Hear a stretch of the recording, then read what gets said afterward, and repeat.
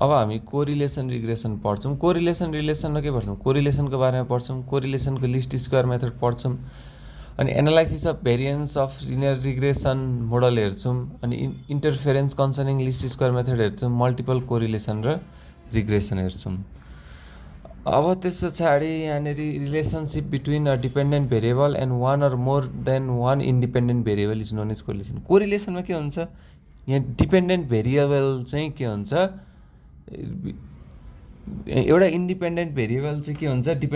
कुनै पनि भेरिएबलले असर पार्दैन क्या।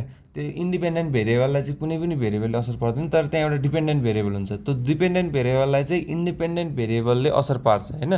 त्यसको असर पारेपछिको रिलेसनसिप, त्यो रिलेसनसिप जुन आउँछ नि हो त्यसलाई चाहिँ के भन्छ? कोरिलेसन भन्छ।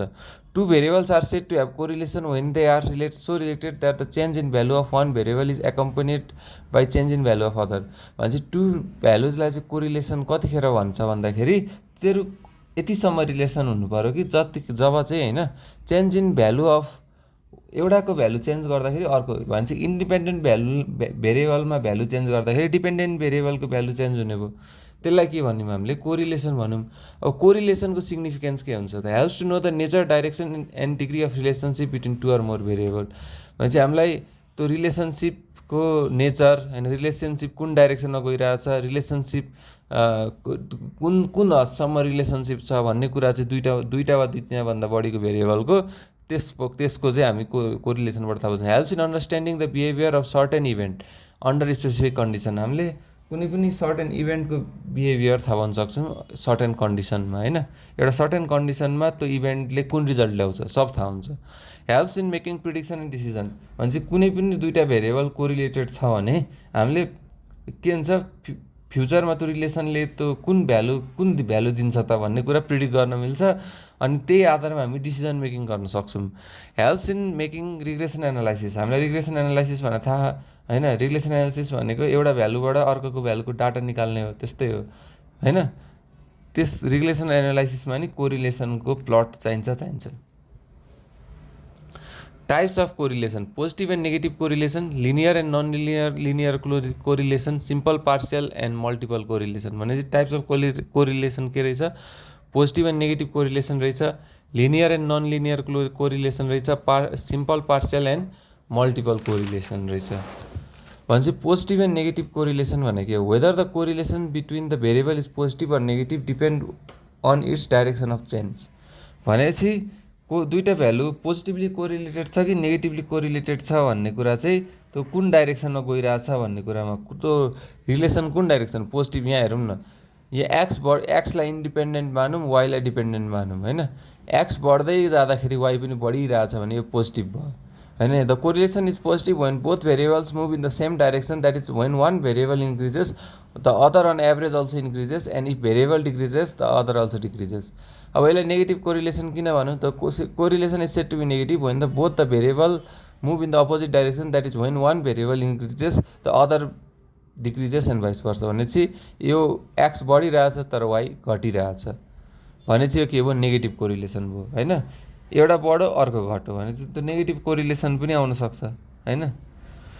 अनि त्यस पछाडि लिनियर, अब पोजिटिभ कोरिलेसन मान्छे कति मिहिनेत गर्छ होइन। स्टडी र ग्रेडलाई पोजिटिभ रिलेसनसिप कोरिलेसन भन्न सक्छौँ होइन। मान्छे जति धेरै पढ्छ त्यति राम्रो ग्रेड ल्याउने हो नि त होइन। अनि त्यस पछाडि नेगेटिभ कोरिलेसनमा भन्दा जति धेरै अब मोबाइल चलाउँछ त्यति नराम्रो ग्रेड आउँछ। मोबाइल भनेको गेमहरू युट्युब त्यत्तिकै हेरेर बस्छ होइन, त्यो नेगेटिभ भयो होइन। एउटा बढ्दा अर्को घट्यो।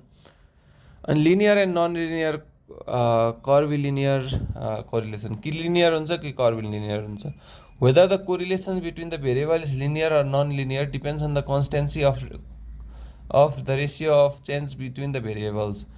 त्यो कोरिलेसन भनेपछि कतिको चाहिँ त्यो चेन्ज चाहिँ कन्सटेन्ट छ कि छैन। एउटा बढ्दा अर्को बढ्छ तर कन्सटेन्ट रेसियोमा बढिरहेछ कि छैन, त्यसको आधारमा चाहिँ हामी के भन्छौँ? लिनियर र कर्भिलिनियर भन्छौँ। The correlation is said to be linear when the amount of change in one variable to the amount of change in another variable tends to bear a constant ratio. भनेपछि amount of change in one variable to the amount of change in another भेरिएबलको ratio चाहिँ के हुन्छ? Constant हुन्छ। यहाँनिर हेरौँ x र why 10, 20, 30, 40 यहाँ के छ? Constant ratio. 10 10ले बढिरहेछ, y 20ले बढिरहेछ, 10 10ले बढ्यो, y 20ले बढ्यो, 10ले बढ्ने बित्तिकै 20ले बढ्यो भने चाहिँ के भयो, त्यो लिनियर हो।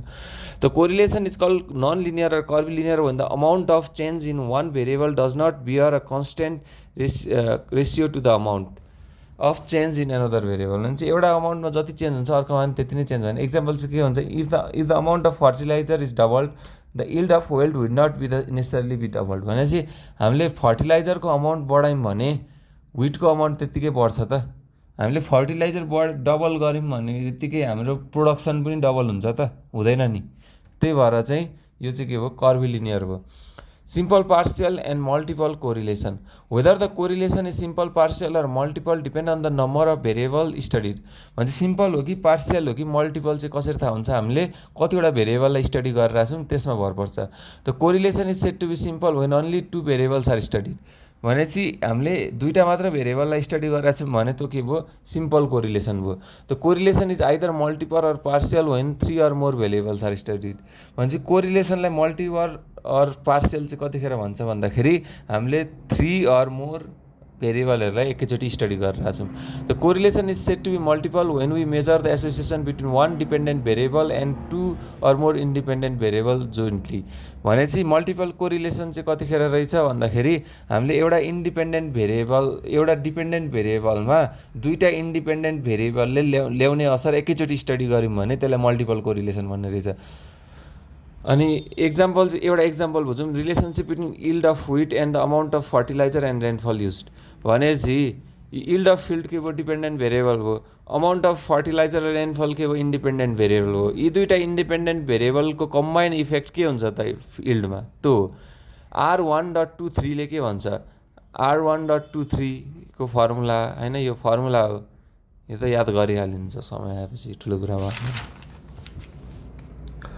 Whereas in the case of partial correlation, we study more than 2 variables but consider only 2 among them that could be influencing each other such that the effect of other independent variable is kept constant।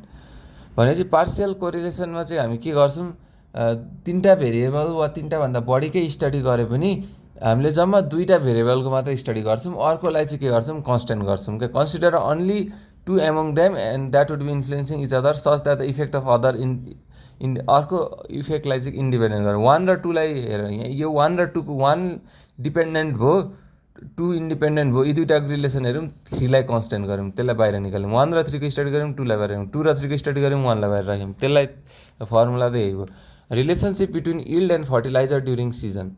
भनेपछि के भन्छ, yield र fertiliser चाहिँ के भन्छ बारेमा के भन्छ, रेनफललाई चाहिँ हामीले कन्स्टेन्ट राख्यौँ। अनि त्यस पछाडि प्रपर्टिज अफ कोरिलेसन कोफिसिएन्ट। अब कोरिलेसन कोफिसिएन्टको प्रपर्टिज के हो त होइन, कोरिलेसन कोफिसिएन्टको प्रपर्टिज के हो, correlation coefficient between 2 variable is independent of change of origin and scale. भन्छ कोरिलेसन कोफिसिएन्ट भने यही हो क्या, कोरिलेसन कोफिसिएन्ट भनेको आर हो, यहाँ पनि थियो कोरिलेसन कोफिसिएन्ट, यो आर को फर्मुला हो होइन। आर भनेको के हो, कोरिलेसन कोफिसिएन्ट हो।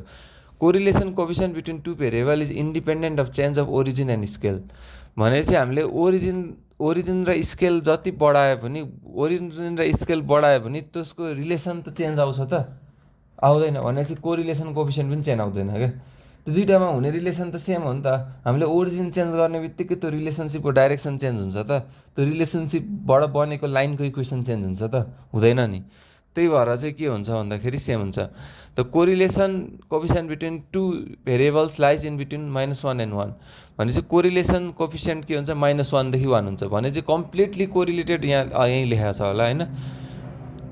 भनेपछि कम्प्लिट कोरिलेसन छ भने +1 भयो, कम्प्लिट कोरिलेसन छैन भने -1 भयो होइन, एकदम नेगेटिभ कोरिलेटेड छ भने -1 भयो। The formula for correlation coefficient between 2 variable XY is symmetrical. भनेपछि RXY बराबर RYX हुन्छ होइन।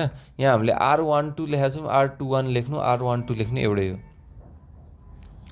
Correlation coefficient is geometric mean between 2 regression coefficient. भनेपछि कोरिलेसन कोफिसिएन्ट के हो, दुईवटा रिग्रेसन कोफिसिएन्टको जोमेट्रिक मिन भनेको रुट अन्डर दुईवटा रिग्रेसन कोफिसिएन्टको जोमेट्रिक मिन भनेकै कोरिलेसन कोफिसिएन्ट हो।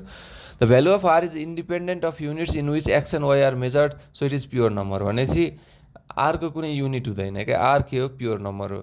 Value of are is always between -1 and +1 भनेपछि सिम्बोलिकल्ली हामीले के लेख्न मिल्यो, -1 less than equals to r less than equals to 1 लेख्न मिल्यो। Interpretation of linear correlation coefficient, हामीले लिनियर कोरिलेसन कोफिसिएन्टलाई कसरी इन्टरप्रेट गर्छौँ। R1 भनेको के हो, पोजिटिभली पर्फेक्ट कोरिलेसन भनेपछि पोजिटिभली पर्फेक्ट कोरिलेसनलाई R इक्वल्स टु 1 भनेपछि एकदम perfect correlationship between two variable. R equals to -1 भन्दा there is negatively perfect correlation between two variable भनेपछि नेगेटिभ छ कोरिलेसन तर पर्फेक्ट छ। when R equals to 0 there is no correlation, R equals to 0 होइन कोरिलेसनै छैन क्या। when R is greater than 0 the pattern in the scatter plot run from lower left to the upper right भनेपछि scatter प्लटमा lower लेफ्टदेखि upper राइटमा जान्छ, lower left upper right. अनि R लेस देन 0 भन्दाखेरि के हुन्छ, रन्स फ्रम अप्पर लेफ्ट होइन, upper left to lower right, upper left to lower right. अनि nearer the value of R to 1 closer will be the relationship between two variable, nearer the value of R to 0 lesser will be the relationship भने चाहिँ R to +1 वा -1 भयो भने त्यो बिचमा relationship धेरै छ, R 0सँग नजिक नजिक भयो भने त्यहाँ बिचमा रिलेसन कम छ। It is based on all observation, यो सबै अब्जर्भेसनमा बेस्ड छ। The method summarizes in one figure the degree of relationship as well as direction भने चाहिँ यो चाहिँ एउटै फिगरमा के भन्छखेरि रिलेसनसिप र डाइरेक्सन एक्सप्लेन गर्छ। The method always assumes the linear relationship between two variable whether the assumption is true or not भनेपछि मेथडले जहिले के गर्छ, लिनियर रिलेसनसिपै निकाल्छ भेरिएबल 2 वा 2 भन्दा बढी भयो भने। It is affected by extreme values होइन चाहिँ हामीले कुनै हामीले डाटा लिँदाखेरि एक्सट्रिम भ्यालु आयो भने त्यो हाइली एफेक्टेड हुन्छ, त्यो प्लटै बिग्रिन्छ। अनि in comparison to other method is most time, यसलाई टाइम कन्ज्युमिङ हुन्छ। Interpretation of value of R is not an easy attempt भने चाहिँ हामीले सजिलै आरको भ्यालु इन्टरप्रेट गर्न सक्दैनौँ। Nearer to 1 near to -1 R equals to 0 यहीँ छ, नियरर टु 1 पर्फेक्ट भयो कोरिलेट, नियरर टु -1 यस्तो भयो, R 0 भन्दा यस्तो, R नियरर टु 0 भन्दा अलिअलि छ, perfect 1 perfect -1। Coefficient of determination, coefficient of determination भने चाहिँ if R is the correlation coefficient then R square is known as coefficient of determination भने चाहिँ R चाहिँ कोरिलेसन कोफिसिएन्ट हो भने R स्क्वायरलाई के भनौँ हामीले कोफिसिएन्ट अफ डिटर्मिनेसन भनौँ। It gives the percentage variation change in the dependent variable that is gives how far the change in one variable is explained by the variable. Also coefficient of non-determination 1 coefficient of non-determination चाहिँ के रहेछ 1 - R square. R स्क्वायरले के determine गर्छ, त्यो एउटा भेरिएबलले अर्को भेरिएबललाई कति effect गराउँछ होइन, एउटा भेरिएबलले कति चेन्ज ल्याउँछ होइन भनेको त्यो भेरिएबलमा चेन्ज आएको छ नि, जुन डिपेन्डेन्ट भेरिएबलमा चेन्ज आएको छ नि त्यो चाहिँ त्यो एउटा इन्डिपेन्डेन्ट भेरिएबलले कति पर्सेन्ट चाहिँ एक्सप्लेन गर्न सक्छ भन्ने कुरा चाहिँ R स्क्वायर ल्याउँछ। नन डिटर्मिनेसन चाहिँ 1 - R square. For example if R equals to 0.6 then R square equals to 0.36 which means that the 36% of the variation change in the dependent variable is explained by the independent variable and other 64% is due to the unknown factors भने चाहिँ 36% चाहिँ independent भेरिएबलले explain गर्यो, अरू 64% चाहिँ unknown फ्याक्टरले explain गर्यो। Coefficient of partial determination, अब definition coefficient of partial determination square of partial correlation coefficient is known as coefficient of partial determination. हामीले पार्शियल कोरिलेसन कोफिसिएन्टको स्क्वायर निकाल्यौँ भने त्यसलाई के भन्छ, कोफिसिएन्ट अफ पार्शियल डिटर्मिनेसन भन्छ। फर इक्जाम्पल R12.3 को होल स्क्वायर, R13.2 को होल स्क्वायर, R23.1 को होल स्क्वायर, यो के सबै पार्शियल डिटर्मिनेसन हो। It is use to interpret the value of partial correlation coefficient भनेपछि यसले के गर्छ, पार्शियल कोरिलेसन कोफिसिएन्टको भ्यालु डिटर्मिन गर्छ। For example X1 X2 X3 represent sales advertisement and expenditure and price respectively भने चाहिँ तिनवटा भ्यालु चाहिँ के रहेछ, sales advertisement expenditure and price X1 X2 X3 भने चाहिँ R12.3 equals to 0.9 then R12.3 भनेको 0.81 भने चाहिँ this implies that 81% of the total variation is dependent on variable X1.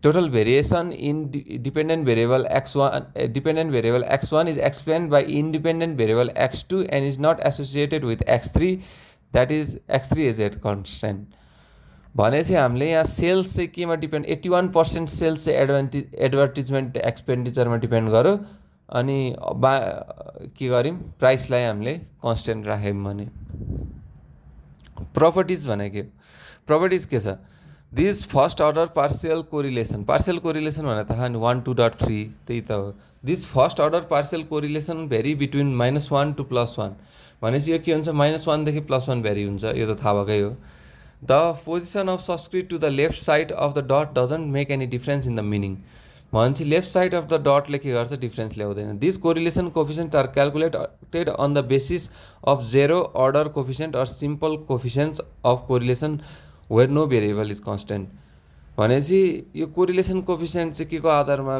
Calculate भयो भन्दाखेरि on the basis of zero order coefficient or simple coefficients of correlation त्यसको आधारमा चाहिँ कुनै पनि भेरिएबललाई कन्स्टेन्ट नराखिकन चाहिँ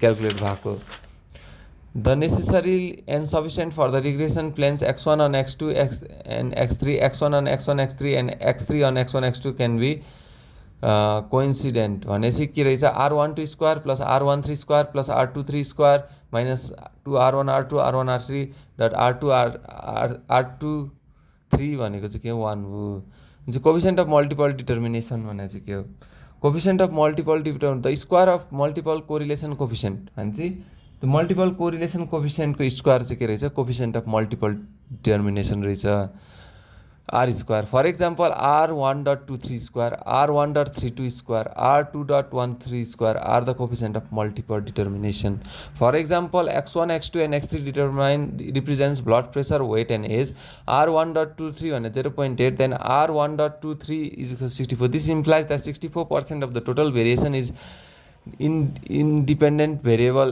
x1 blood pressure is explained by independent variable weight and age properties of coefficient of multiple correlation coefficient of multiple correlation को propertiesहरु के हो त multiple correlation coefficient always lies between 0 and 1 भनेपछि त्यो त 0 1 1 बिचमा लाई गर्छ multiple correlation coefficient is not less than simple correlation coefficient multiple correlation coefficient कहिले पनि simple correlation coefficient भन्दा सानो हुँदैन the position of subscript to the right side of the dot doesn't make any difference in the meaning भनेपछि यहाँनेरि change गर्दाखेरि के 1.23 बराबर 1.32 हो त्यो चेन्ज गर्दा केही असर पर्दैन if r1.23 equals to 0 x1 is uncorrelated with any other variable that is r12 बराबर r13 इक्वल्स टु 0 भने r1.23 भनेको 1 r2.31 भनेको सबै 1 हैन यी दुईटाले असरै पार्दैन भने त के हुने रहेछ इफ r1.23 0 भन्दाखेरि यी दुईटा 0 इफ r1.23 राइट भने यी दुईटा पनि 1 भयो अनि the standard error of the estimate of the xi is given by the plane of regression of x1 on x2 भनेपछि sigma dot 1.23 भनेको चाहिँ root under variance x dot 1.23 भने sigma 1 minus 1 minus r dot 1 r23 को square को power 1/2 आयो अनि sigma 1 भनेको यो आयो sigma 1 आइसकेपछि the variance of the residual is given by रेसिडुअलको भेरिएन्स कसरी आयो यो फर्मुला याद गरौँला हैन r1.23 चाहिँ काम लाग्छ 1 minus sigma 1.23 को स्क्वायर अपन sigma 1 को स्क्वायर हुन्छ क्वेशन हेरौँ to know the effect of certain fertiliser and rainfall of certain crop that is experimental observation were collected भनेपछि हामीले यो एक्सपेरिमेन्टल अब्जर्भेसन कलेक्ट गऱ्यौँ x1 x2 x3 yield fertilizer रेनफलको calculate the partial correlation coefficient r1.23 multiple correlation r1.23 and interpreted भनेपछि हामीले x1 x2 x3 को बार निकाल्यौँ यो सबै भ्यालु त क्यालकुलेटरले दिन्छ हैन के निकाल्नु पर्यो चाहिँ याद गरौँ हैन सबैको मिन निकालौँ सबैको स्क्वायर निकालौँ अनि सबैको मल्टिपल दुईटाको मल्टिपल निकालौँ त यो फर्मुलामा काम लाग्छ यो फर्मुला युज गर्ने r12 r13 r23 निस्किन्छ न पार्शियल कोरिलेसन कोफिसियन्ट भने r12.3 भनेको एन्सर आयो r12.3 को स्क्वायर भनेको यो हो which means 91.41% variation of curve yields is dependent on or associated with fertilizer भने 91% चाहिँ फर्टिलाइजरमा एसोसिएट छ मल्टिपल कोरिलेसन भने 98 यो निस्किन्छ हैन यो फर्मुला लाएर हैन त्यस भनेको चाहिँ is dependent or associated with rainfall and fertiliser यो चाहिँ रेनफललाई कन्स्ट्यान्ट गरेर फर्टिलाइजरलाई मात्र हेर्नु 91 आउने रहेछ, दुइटैलाई हेर्दा चाहिँ यति आउने रहेछ। यो नि हामीले निकालेको यो फर्मुलाहरू युज गरेर। A sample of 10 values of 3 variable x1 x2 and x3 are obtained भनेपछि यो पनि त्यही हो, यो त झन् सुरुमै भ्यालु देखायो क्या। Partial correlation between x1 and x3 eliminating effect of x2, multiple correlation between x1 x2 x3 assuming x1 is dependent. यो सबै निकाल्यौँ क्या, x1 x2 x3 निकाल्यौँ, correlation निकाल्यौँ, R12 क्यालकुलेटरबाट निकाल्यौँ, यो सबै अनि पार्सियल पनि दुइटै निकाल्यौँ, अनि यो भ्यालु निकाल्यौँ, अनि इन्टरप्रेट गर्नु ठुलो कुरा भएन।